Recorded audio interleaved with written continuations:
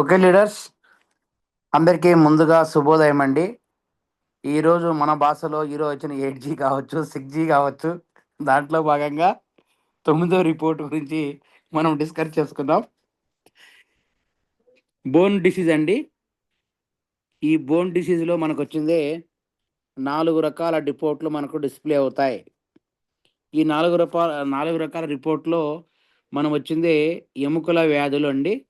దీంట్లో ఫస్ట్ది చూడండి, నార్మల్ యాక్చువల్ మెజర్మెంటు టెస్టింగ్ అనేది దీని మాదిరి మనకు వచ్చింది.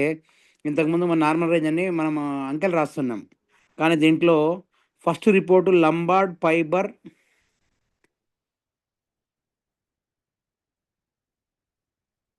పొట్రింగ్ డైమెన్షన్, లాంబార్ ఫైబర్ పొడుచుకొని వచ్చిన డైమెన్షన్ అనమాట. దీంట్లో వచ్చింది డైరెక్షన్స్ ఏం కనపడవండి. యాక్చువల్ రిజల్ట్ కూడా డైరెక్షన్ ఏం కనపడవు. ఇది లంబార్ ఫైబర్ సైకిల్ యొక్క న్యూక్లియస్ పల్పోసస్కు చూపుతుంది. శరీరం యొక్క ఒకవైపున పొడవుగాను, మరో పక్కన సేమ్ ఇటు సైడ్ కానీ అటు సైడ్ కానీ పొడవుగానే ఉంటుంది. సాధారణంగా ఎటు చూసినా కూడా మనకు ఎడం పక్క అయినా కుడి పక్క అయినా కూడా ఒకే విధంగా ఉంటుంది. ఏ దిశ ఉందో సాధారణంగా ఎవరు కూడా గుర్తించలేదు. ఇది జస్ట్ అబ్రివేషన్ మాత్రం. లంబార్డ్ ఈ యొక్క సింబల్ వచ్చింది. దీనికి నార్మల్ రేంజ్ ఏముండదు, నో డైరెక్షన్. యాక్చువల్ కూడా నో డైరెక్షన్ లాగా కనపడుతుందండి. ఇది మనకు ఏ దిశ కుడి సాధారణంగా ఉంటుంది, ఏది కుడిగా ఉంటుంది, ఎడమగా ఉంటుంది ఐడెంటిఫై చేయడం చాలా కష్టం. జస్ట్ మనకు వచ్చిందే ఈ రిపోర్ట్లో మనకు ఎముకల యొక్క లంబాడ్ పైన ఉన్నటువంటి జబ్బులు ఏ విధంగా ఉంటాయనేది మనకు కనపడుతుంది. కానీ దీన్ని ఖచ్చితంగా అక్యురెన్సీ ఉండదు. దీని ద్వారా మనం చెప్పలేము.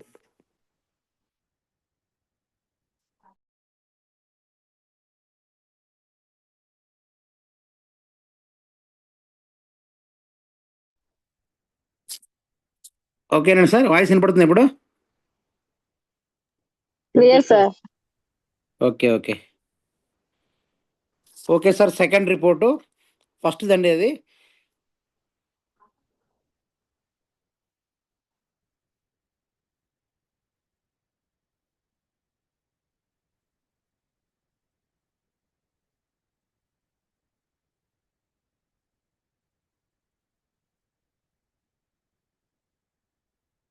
ఓకేనా సార్? ఫస్ట్లో వచ్చింది మనకు నార్మల్ స్టేజు, తర్వాత ఇన్ని ఏం కనపడదు అంటే ఇట్లా వచ్చిన సింబల్స్. దీంట్లో వచ్చింది రెడ్ మార్క్స్ అవన్నీ కూడా కనపడవు. బాగా గుర్తుపెట్టుకొని బోన్ డిసీజ్ సంబంధించినటువంటి దాంట్లో మనకి ఈ విధంగా కనపడవు. సెకండ్ వన్, అడన్సన్ డిగ్రీ ఆఫ్ షోల్డర్ మజల్, భుజం కండరాల సంశ్లేషణ డిగ్రీ అండి. ఇది 0.2 మాత్రమే సింబల్ కనబడుతుంది. ఇది 0.2 అనేది యాక్చువల్ నార్మల్ అండి. అంతకన్నా ఎక్కువ ఉన్నా, ఒక పాయింట్ ఎక్కువ ఉన్నా కూడా ఏం కాదు. ఇది మనకు ఏ విధంగా కనపడుతుందంటే ఈ భుజం యొక్క అపజనాల గాయాల స్థాయిని చూపుతుంది. భుజంలో ఏమైనా గాయాలైనాయా, అదేవిధంగా వృద్ధులకు లేక భుజ కండరాలకు సంశ్లేషణ డిగ్రీ సాధారణంగా పరీక్షించబడిన విలువ ఎంత తక్కువగా ఉంటే అంత మంచిది. ఇది అనారోగ్యకరమైన తేలిక మరియు శరీర వ్యాధిని లేదని నిర్ధారిస్తుంది. ఇది 0.2 నుంచి 0.0 నార్మల్ అండి. ఎంత తక్కువగా ఉంటే ఈ యొక్క ad hoc degree of shoulder muscles అనేది మనకు వచ్చిందే హెల్తీగా ఉన్నట్టు. ఇప్పుడు 0.2 మాత్రము ఉంటేనే నార్మల్ అండి. పాయింట్ కన్నా ఎక్కువ ఉందంటే ఒక పాయింట్ ఇంచుంచినా కూడా ఏం కాదు మనకు.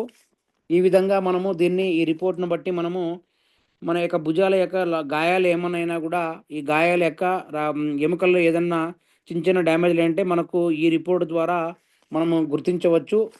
దీని ద్వారా మనం ఐడెంటిఫై చేయొచ్చు మనం.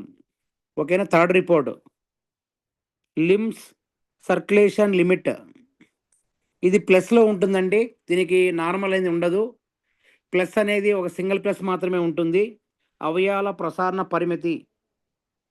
ఇది బాహ్య కారకాల కారణంగా అవయవాలు రక్త సూక్ష్మ ప్రసరణ యొక్క దృఢత్వము లేదా కార్యాచరణ పరిమితిని చూపుతుంది. సాధారణంగా 4 ప్లస్లు అంటే 4 ప్లస్లు ఉంటే చాలా డేంజరస్ అనమాట. ప్లస్ ఎన్ని ప్లస్లు మనకు ఒకటి ఉంటే నార్మల్ అని, సెకండ్ 2 ఉంటే కన్నా కొంచెం ఎక్కువగా అని, 3 ఉంటే కన్నా కొంచెం ఎక్కువగా అని. అంటే ప్లస్లు అనేది ఎంత తక్కువగా ఉంటే మన వ్యాధి యొక్క కారకాల సంభావ్యత తక్కువగా ఉంటుందని రుజువు చేయడం జరిగింది. దీంట్లో ఇంపార్టెంట్ ఫోర్త్ వన్ అండి, ఏజ్ ఆఫ్ లిగమెంట్. ఇది ఏజ్ ఆఫ్ లిగమెంట్ చాలా ఇంపార్టెంట్. స్నాయు వయసు అంటారు దీన్ని తెలుగులో. ఇది నార్మల్ వచ్చింది 10% నుంచి 40% మధ్య అనమాట. ఈ సూచికలో పేర్కొన్న 4 స్తంభాల సూచికల ద్వారా పొందిన సమగ్ర పరాపతి మరియు ఫలితాల సాధారణంగా 10-40% లోపల ఉంటాయి. ఎక్కువ విలువ క్షీణించిన వ్యాధులు వృద్ధాప్యం యొక్క స్థాయిని ఎక్కువగా రుజువు చేస్తుంది. మరి దీనికి విరుద్ధంగా శరీరము మరియు మానవ రోగ ఇమ్యూనిటీ పవర్ అండి. ఇమ్యూనిటీ పవర్ అనేది చూస్తుంది age of ligament. Immunity power అనేది ఎంత బాగా ఉంటే అంత స్టాండర్డ్గా మనం హెల్తీగా ఉంటామని మనం ఐడెంటిఫై చేయొచ్చు. ఈ అన్నిట్లో కూడా బోన్ డిసీజ్లకు సంబంధించి ఏజ్ ఆఫ్ లిగ్మెంట్ అనేది చాలా important. First one lumbar fibre protrusion dimensions అనేది ఇంపార్టెంట్. ఈ రెండు కూడా important. First one fourth one అండి. ఈ ప్రాబ్లమ్స్ ఏమున్నా కూడా మనకంటే బోన్ సంబంధించి కాబట్టి ఈ బోన్లో ఏ ప్రాబ్లం ఉన్నా కూడా దీంట్లో ప్లస్ కావచ్చు, డైరెక్షన్ చూపించకపోవడం ఏ ఉన్నా కూడా మన కేవాలో సజెషన్ చేసిన ఫుడ్ సప్లిమెంటరీ ఏమనగా అంటే ortho care juice, KMD, calcium magnesium D3 drops, cervical drops, ఇవన్నీ కూడా 6 మంత్స్ మనం ఇవ్వగలిగామంటే ఈ ప్రాబ్లం ఏది ఉన్నా కూడా మనకు 100% మనకు వచ్చింది రెక్టిఫై అవుతుంది. కాబట్టి బోన్ సంబంధించినటువంటి ప్రాబ్లమ్స్ ఈ విధంగా మనము ఐడెంటిఫై చేయాలి సార్. నెక్స్ట్ రిపోర్ట్ సార్, ఇంకా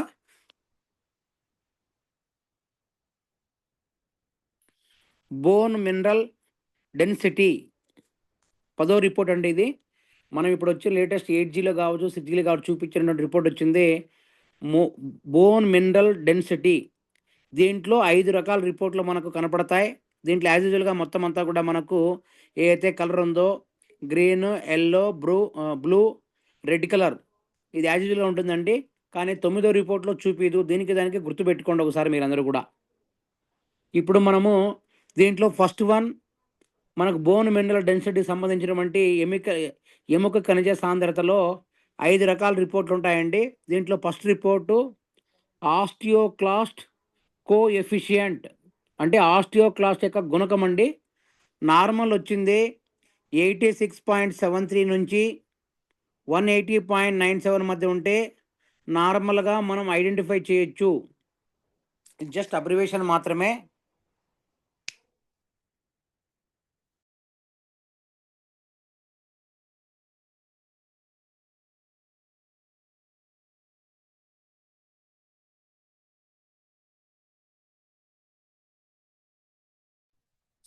ఫస్ట్ వన్ సార్ ఆస్టియోక్లాస్ట్ కోఎఫిషియంట్ అనమాట.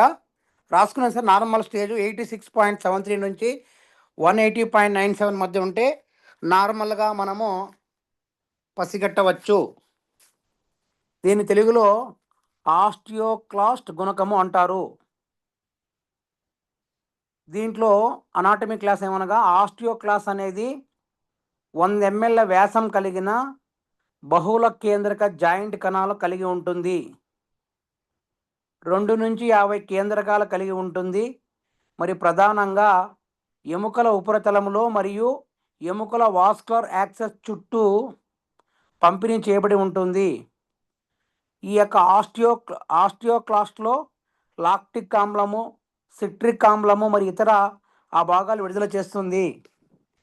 ఇది ఫస్ట్ రిపోర్ట్ అండి.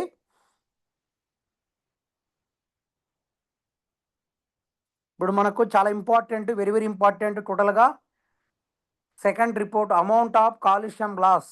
ఇది చాలా చాలా వెరీ వెరీ ఇంపార్టెంట్. కాల్షియం నష్టం మొత్తం శాతం అన్నమాట. ఇది నార్మల్ 0.209 నుంచి 0.75 మధ్య ఉంటే మనకు వచ్చింది నార్మల్గా ఉన్నట్టు మనం ఐడెంటిఫై చేయొచ్చు. ఈ యొక్క కాల్షియం లాస్ అనేది చాలా చాలా ఇంపార్టెంట్. 10th వన్లో సెకండ్ రిపోర్ట్ స్టార్ మార్క్ వేసుకోండి. దీన్ని మనకు బోలు ఎముకల వ్యాధి నివారించడానికి అంటే ఆస్టియోపోరోసిస్ అండి. బోలు ఎముకల వ్యాధి అంటే చికిత్స చేయడానికి ఒకే ఒక మార్గం ఉంది. బోలు ఎముకల వ్యాధి యొక్క వ్యాధికారకత గురించి లోతైన అధ్యయనం ద్వారా ఆధునిక వైద్య నిపుణులు బోలు ఎముకల వ్యాధి యొక్క వ్యాధికారకంలో కాల్షియం మరియు విటమిన్ డి యొక్క సప్లిమెంటరీ అలాగే హార్మోన్ల ప్రభావము మరియు ఇతర యంత్రికేతర కారణాల బాటన ఎముకల వ్యాధి సంభవించడానికి అతి ముఖ్యమైన కారకాలు కాదని కనుగొన్నారు. కానీ మానవ నాడీ వ్యవస్థ నియంత్రణలో ఉన్న కండర ద్రవ్యరాశి, కండర విభాగాల ద్రవ్యరాశి మరియు కండరాల బలముతో సహా ఎముకల బలాన్ని, ఎముకల ద్రవ్యరాశి మరియు ఎముకల నిర్మాణంతో సహా నిర్ణయించడానికి అత్యంత ముఖ్యమైన కారకాల్లో ఇది ఒకటి. సాధారణంగా 32 సంవత్సరాల వయసు తర్వాత పురుషుల్లో మరియు 28 సంవత్సరాల తర్వాత మహిళలో ఎముకల కాల్షియం తగ్గడం ప్రారంభమవుతుంది. పెరుగుతున్న వయసుతో నష్టం రేటు కూడా వేగవంతమవుతుంది. 60 సంవత్సరాల వయసులో ఎముక కాలుష్యంలో 50% కోల్పోతారు. అందువల్ల ప్రస్తుతం పగులు నివారించడానికి, బోలి ఎముకల వ్యాధి నివారించడానికి, కాలుష్యం భర్తీ చేయడానికి మన దగ్గర ఉన్నటువంటి కాల్షియం డెఫిషియన్సీలో కాల్షియం, మెగ్నీషియం చాలా అద్భుతంగా పనిచేస్తుంది. అందువల్ల ఆహార పోషకాల్లో బోలి ఎముకల వ్యాధి సంభవించడానికి చాలా సంబంధాలు కలిగి ఉంటుంది. 18 సంవత్సరాల కంటే తక్కువ వయసు ఉన్న పిల్లలు మరియు కౌమార దశలో ఉన్న వారు ప్రతిరోజు మనకు కాల్షియం 1200 మిల్లీగ్రాములు ప్రతి ఒక్క బాడీకి కావాలి. పెద్దవాళ్ళు అయితే ప్రతిరోజు 800 మిల్లీగ్రామ్ కాల్షియం మనం తీసుకోవాలి. అదేవిధంగా అదే సమయంలో శరీరంలో కాల్షియంను మరియు సులభతరము మరియు మరింత ప్రభావవంతం చేయడానికి అనేక రకమైన విటమిన్లో ముఖ్యమైనవి కాల్షియం D3 మనకు చాలా అవసరం. ఈ అమౌంట్ ఆఫ్ కాల్షియం అనేది మనకు స్టాండర్డ్గా ఉండాలి. అంత తక్కువ ఉండకూడదు, అంత ఎక్కువ ఉండకూడదు. ఈ కాల్షియం అమౌంట్ ఆఫ్ కాల్షియం అనేది కరెక్ట్గా ఉండిందంటే మన ఎముకల యొక్క పట్టుత్వం కావచ్చు, సారవంతం కావచ్చు, ఎముకల ఆస్టియోపోరోసిస్ కావచ్చు, రొమటైడ్ ఆర్థరైటిస్ కావచ్చు, ఎముకల వెబ్బులు కావచ్చు, ఇవన్నీ ఉంటాయండి. మనం గుర్తుపెట్టుకోవాల్సిన విషయం ఏంటంటే 30 సంవత్సరాల వయసు పురుషులకు, 20 సంవత్సరాల వయసు పడిన స్త్రీలకు ఖచ్చితంగా ప్రతి ఒక్కరికి కూడా ఇప్పుడు మనం వాడుతున్నటువంటి వాటర్ కావచ్చు, ఫుడ్ కల్చర్ కావచ్చు, దాని ద్వారా కాల్షియం అనేది లాస్ అవుతుంది. అదేవిధంగా మనకు బాడీకి కావాల్సినటువంటి పెద్దవారిలో అయితే రోజుకొచ్చిందే మన బాడీకి కావాల్సిన కాల్షియం వచ్చిందే మన పెద్దవారికి అయితే 800 గ్రాములు తీసుకోవాలి. 18 సంవత్సరాలు లేదా కౌమార దశ ఉన్న వాళ్ళకైతే 1200 మిల్లీగ్రామ్ పర్ రోజు తీసుకోవాలి. దీనికి మనం కాలుష్యంలో బాగా ఉన్నటువంటి మన గుడ్లు, ఆకుకూరలు, పండ్లు, తక్కువ ఉన్నటువంటి మాంసకృతులు తిన్నామంటే కాలుష్యం అనేది వస్తుందండి. కాలుష్యం అనేది ఎక్కువైనా కూడా ప్రమాదమే, తక్కువైనా ప్రమాదమే. కాబట్టి టోటల్గా ఈ యొక్క బోన్ మినరల్ డెన్సిటీలో చాలా ఇంపార్టెంట్ సెకండ్ వన్ అండి. తర్వాత third report, degree of bone hyperplasia. ఇది నార్మల్ వచ్చింది 0.046 నుంచి 0.16 వరకు మాత్రమే. ఇది ఎముకల యొక్క స్థితి, ఎముక పెరుగుదల అభివృద్ధి, క్రియాత్మక ప్రక్రియలో పూర్తిగా కొన్ని భాగాలు సాధారణ ఆకారాన్ని కోల్పోతారు. ఎముక హైపర్ప్లాసియా వివిధ రూపాల్లో ఉంటుందండి. ఇది వివిధ భాగాల కారణంగా వాటి సొంత లక్షణాలు కలిగి ఉంటుంది. మోకాలి కీలి యొక్క హైపర్ప్లాసియాను తరచుగా బోన్ స్పర్స్ అని పిలుస్తారు. ఇంట్రా ఆర్టికులర్ లూజ్ బాడీస్ మరియు కార్టిలేజ్ హైపర్ప్లాసియా ఉన్నాయి. వెన్నెముక ఎముక యొక్క హైపర్ప్లాసియా ప్రధానంగా వెన్నపూస శరీరం యొక్క పెదవులాంటి మార్పును చూపుతుంది, నాడిని కుదిస్తుంది. ఫలితంగా అసాధారణ లిప్సెన్స్ మరియు మోటార్ అసాధారణ ఏర్పడడానికి దోహదపడుతుంది. ఈ యొక్క degree of bone hyperplasia just abbreviation మాత్రమే. ఇప్పుడు చెప్పేది చాలా చాలా ఇంపార్టెంట్ అండి. డిగ్రీ ఆఫ్ ఆస్టియోపోరోసిస్, బోలు ఎముకల వ్యాధి యొక్క డిగ్రీ, ఇది చాలా చాలా ఇంపార్టెంట్. ఎన్ని రిపోర్ట్ల కల్లా చాలా ఇంపార్టెంట్ అనేది ఫోర్త్ వన్. నార్మల్ వచ్చింది 0.124 నుంచి 0.453. ఎముకల ఖనిజాల భాగాల్లో ప్రధానంగా కాల్షియం మరియు భాస్వరం ఉంటుంది. బోలి ఎముకల వ్యాధిలో ఎముకలోని ప్రోటీను మరియు ఇతర ఖనిజాల కంటెంట్ సాధారణ స్థాయిలో ఉంటుంది. ఎముక మాతృక కాల్షియం, భాస్వరం మరియు ఇతర కణజాల మధ్య మద్దతు మరియు అనుసంధాన పాత్ర పోషిస్తుంది. అందువల్ల ఎముకల మాతృక తగ్గితే కణజాల మధ్య అంతరాలు పెరుగుతాయి. దీన్ని ఆస్టియోపోరోసిస్గా వ్యక్తీకరించబడుతుంది. మనందరికీ కూడా మేజర్గా ఉన్న సమస్య ఆస్టియోపోరోసిస్. దీని తెలుగులో బోలు ఎముకల వ్యాధి అంటారండి. ఇది చాలా చాలా ఇంపార్టెంట్. ఎందుకంటే ఎముకలు అనేది కార్టిలేజ్ కావచ్చు, అరుగుదల కావచ్చు, రకరకాల ప్రాబ్లమ్స్ మనకు వచ్చింది, వాపు కావచ్చు, ఏమి వచ్చాయంటే వాళ్ళందరికీ కూడా ఆస్టియోపోరోసిస్గా మనం గుర్తించవచ్చు. దీని ద్వారా మనకు వచ్చిందే ఈ సిమ్టమ్స్ని బట్టి యొక్క రేంజ్ని బట్టి మనం వచ్చిందే ఎక్కువ ఉందా తక్కువ అనేది మనం గుర్తించవచ్చు. ఇది ఎక్కువ ఉన్న ప్రమాదమే, తక్కువ ఉన్న ప్రమాదమే. కాబట్టి మనం ఖచ్చితంగా ఐడెంటిఫై చేసుకొని ప్లాన్ చేయగలిగినామంటే ఈ యొక్క ప్రాబ్లం మనకి ఏదైతే ఉందో డిగ్రీ ఆఫ్ ఆస్టియోపోరోసిస్ అనేది మనం అరికట్టవచ్చు. ఇది చాలా చాలా ఇంపార్టెంట్ అండి. కాల్షియం డెఫిషియన్సీ ఎంత అవసరమో డిగ్రీ ఆఫ్ ఆస్టియోపోరోసిస్ చాలా ఇంపార్టెంట్ అండి. ఇది 4th వన్ ఇంపార్టెంట్ అండి. Last report none of mineral density normal range 0.796 నుంచి 0.433 మధ్య ఉంటే నార్మల్గా ఉన్నట్లు. ఖనిజ సాంద్రత లేదు. ఇది ప్రధాన ఎముకల బలాన్ని ప్రతిబింబిస్తుంది. అందువల్ల బోలు ఎముకల వ్యాధి నిర్ధారణకు బంగారు ప్రమాణం. కానీ పగులు సంభవించడం ప్రమాదాన్ని కూడా అంచనా వేయగలదు. ఎముకల ఖనిజ సాంద్రతను ఇప్పటి రోగ నిర్ధారణ మరియు తదుపరి చర్యల కారణంగా సాధారణంగా ఉపయోగించే సూచిక. ఎముకల పరివర్తన యొక్క జీవరసాయన సూచికలను నిర్ణయించడము మరియు ప్రతిబింబించడంలో బోలు ఎముకల వ్యాధి నిర్ధారణ మరియు ఎటియాలజీ లేక చికిత్స పరిశోధన ముఖ్యమైన స్థానాన్ని కలిగి ఉంటుంది. టోటల్గా అండి మనకు ఈ 5 రిపోర్ట్లో ఏ ప్రాబ్లం ఉన్నా కూడా ఎక్కువ ఉన్నా తక్కువ ఉన్నా మన కేవా ఫుడ్ సప్లిమెంట్ పరంగా మనం సజెషన్ చేసింది కాల్షియం, మెగ్నీషియం D3 డ్రాప్స్ ఇస్తారు, లేదంటే టాబ్లెట్ అని ఇవ్వచ్చు. ఆర్థోకేర్ జీ సజెషన్ చేయొచ్చు. కాల్షియం ప్లస్ టాబ్లెట్ మ్యాండేటరీగా ఇవ్వాలి. ఫ్లాక్సీడ్ క్యాప్సల్ ఇవ్వాలి. ఈ 4 కూడా ఈ ప్రాబ్లమ్స్ మనకి ఏదన్నా కావచ్చు, ఆస్టియోక్లాస్ట్ కోఎఫిషియంట్ కావచ్చు, అమౌంట్ ఆఫ్ కాల్షియం లాస్ కావచ్చు, డిగ్రీ ఆఫ్ బోన్ హైపర్ప్లాసియా కావచ్చు, డిగ్రీ ఆఫ్ ఆస్టియోపోరోసిస్ ప్రాబ్లం కావచ్చు, నన్ ఆఫ్ మినరల్ డెఫిషియన్సీ కావచ్చు. ఈ 5 ప్రాబ్లంకు ఎక్కువ ఉన్నా తక్కువ ఉన్నా మనం ఈ 4 రకాల ప్రొడక్ట్ కాంబినేషన్ మనం ఇచ్చామంటే ఏ ప్రాబ్లం ఉన్నా ఖచ్చితంగా 6 to 9 మంత్స్ మనం వాడగలిగామంటే టోటల్ అన్నీ కూడా మనం రెక్టిఫై చేయొచ్చు. అదేవిధంగా ఈ యొక్క మినరల్ డెఫిషియన్సీ చాలా ఇంపార్టెంట్ అండి.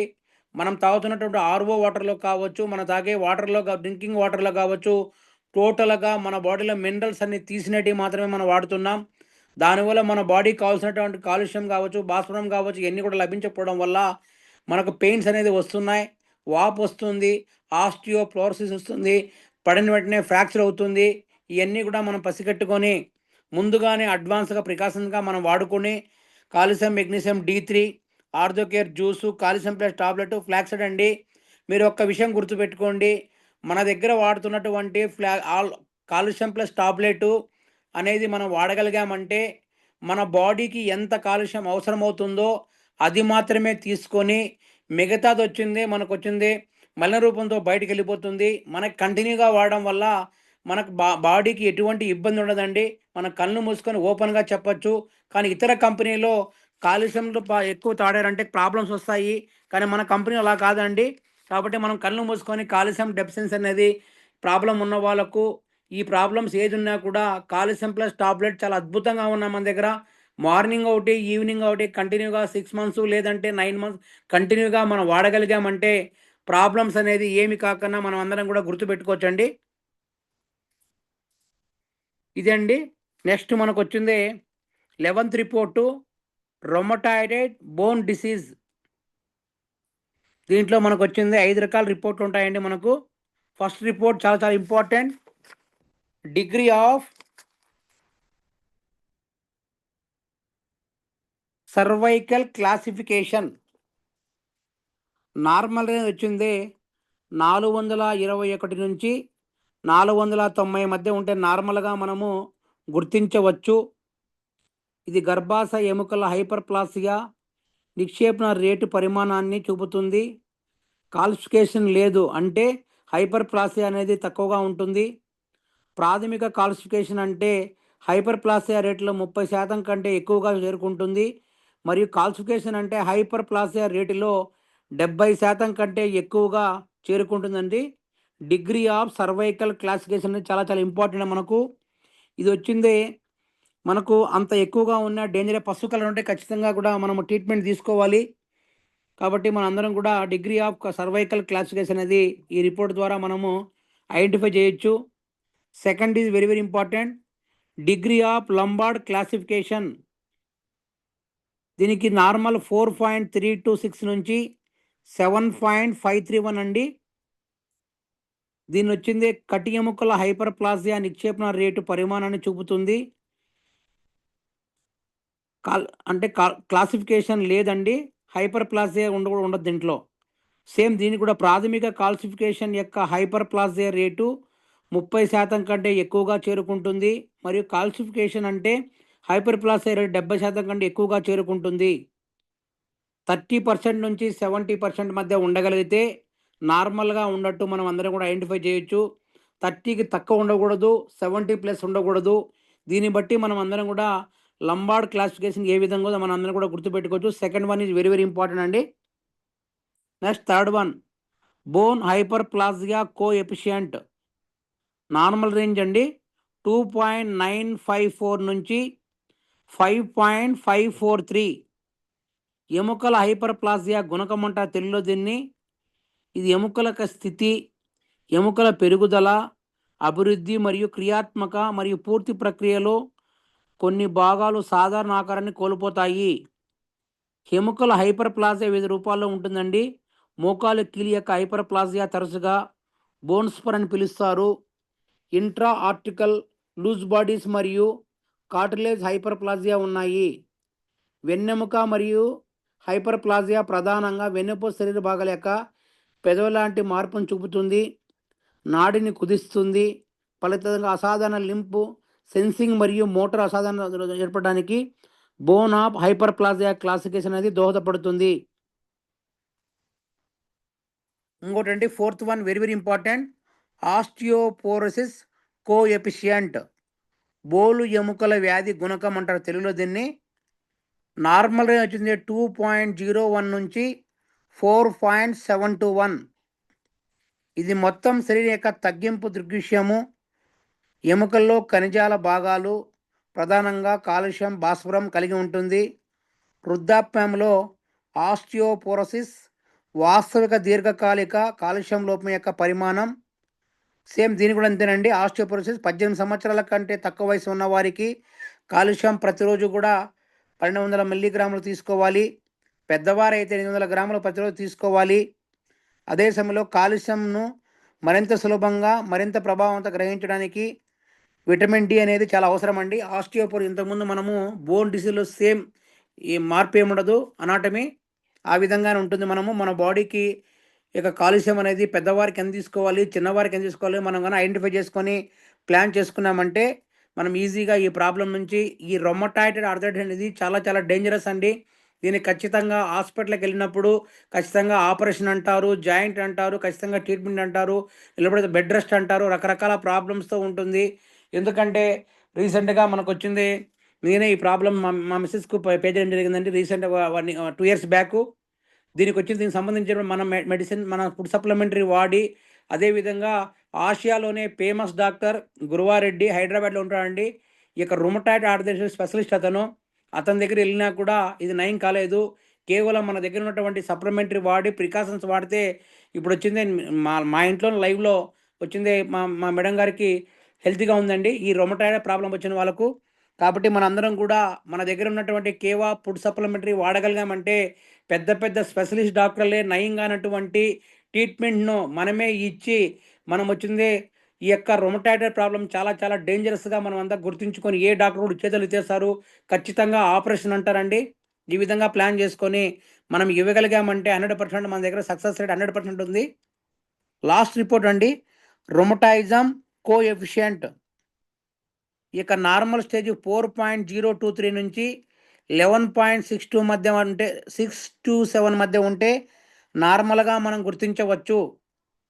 రొమటాయిడ్ గుణకం అంటారు తెలుగులో దీన్ని. రుమటాయిజంను బ్రాడ్ మరియు ఇరుకైనవిగా విభజించారు. బ్రాడ్ రుమటాయిజం అనేది ఎముకల కీళ్ళు మరియు వాటి యొక్క చుట్టుపక్కల మృదు కణజాలం ప్రభావితం చేసే వ్యాధుల సమూహాన్ని సూచిస్తుంది. ఉదాహరణకు కండ్రాలో స్నాయువు, బుర్సే సైనోవియాలిస్, ప్లాసియా మొదలగునటువంటి ప్రాబ్లమ్స్ బాధపడే వారికి ఇరుకైన రుమటాయిజం అనేది గ్రూప్ ఏలో హెమోలిటిక్ సిస్టోకోకస్ వల్ల కలిగే ఎముక శ్వాసకోశ సంక్రమణ ద్వారా ప్రేరేపించబడిన బంధన కణజాలం యొక్క పునరావృతము తీవ్రమైన మరియు దీర్ఘకాలికమైన దైవాహిక క్షోధ వ్యాధి నివారించడానికి చాలా చాలా అద్భుతంగా పనిచేసి ఈ రొమటాయిడ్ ఆర్థరైటిస్ అనేది మనకు అత్యంత స్పష్టమైన లక్షణం గుండె మరి కీళ్ళ గాయాలు, ముఖ్యమైన గుండె కవాటాల వ్యాధులు, తరచుగా దీర్ఘకాలిక రొమటాయిడ్ వాల్యూర్ గుండె వ్యాధిని ఏర్పరుస్తుంది.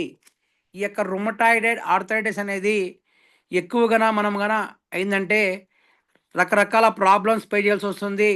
ఓన్లీ మనకు వచ్చింది నడవలేరు, అదేవిధంగా వచ్చింది అస్తమానం వచ్చింది వాళ్ళకు నీరసంగా ఉంటుంది, అదేవిధంగా ఏం పని చేసినా కూడా మనకు అలసటగా ఉంటుంది.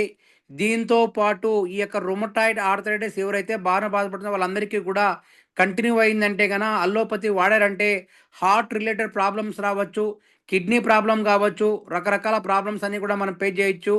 కాబట్టి మన దగ్గర ఉన్నటువంటి ఈ ప్రాబ్లమ్స్ ఏదున్నా కూడా ఈ యొక్క రుమటాయిడ్ ఆర్థరైటిస్ బోన్ ఉన్న వారి ప్రాబ్లంలో మన దగ్గర చాలా చాలా మిరాకిల్ అయినటువంటి ఫుడ్ సప్లిమెంటరీ ఉంది. మన దగ్గర కాల్షియం, మెగ్నీషియం D3 వాడచ్చు, Orthocare juice, flaxseed capsule, shilajit, ashwagandha, triple stem cell powder. ఎందుకంటే ఈ 5 కూడా వాడాలండి. 1 2 3 4 5 6 ఈ 6 వాడాలండి. ఈ 6 వాడగలిగామంటే ఎటువంటి ఆపరేషన్ లేకున్నా, మనకి ఎటువంటి డైట్ లేకున్నా ఈ యొక్క మన ప్రాబ్లమ్స్ బోన్స్లో రొమటాయిడ్ ఆర్థరైటిస్ అంటే చాలా చాలా డేంజరస్ లాస్ట్ స్టేజ్ అంటే దీన్ని చాలా చాలా క్రిటికల్ డిసీజ్ ఇది.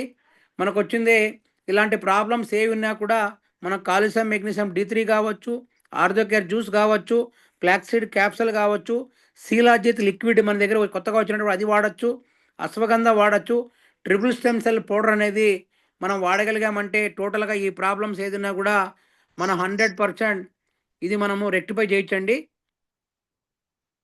ఓకేనండి, థ్యాంక్ యూ. ఇది ఈరోజు టాపిక్.